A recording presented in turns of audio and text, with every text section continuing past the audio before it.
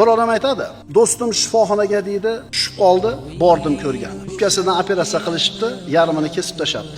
Sigaretni uzoq yillar chekkan, o'pkani yarmi ketgan. Borib ziyoratiga kelsam, aytayapti, "Banisadan eson-omon chiqib olay, mana shu sigaret bilan bir qattiq hisobim bor."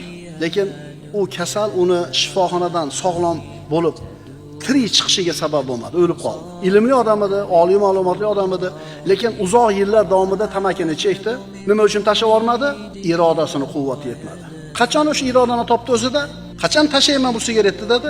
O'pkasini yarmi ketib bo'lganidan keyin. Mana shundan keyin irodasida quvvat paydo bo'ldi. Fursat o'tib ketishidan avval topiladigan kuchli iroda bilan vaqt o'tib ketgandan keyin topiladigan kuchli irodaning o'rtasida katta farq bor. Qarilar biladi. Yoshlikda mana qilish kerak ekan, chunki o'tib bo'ldi-da. Endi irodangiz kuchli, lekin kalla emas. Pulingiz ham bor, vaqtingiz ham bor, xohishingiz ham bor, lekin endi zehn emas, sog'lik emas.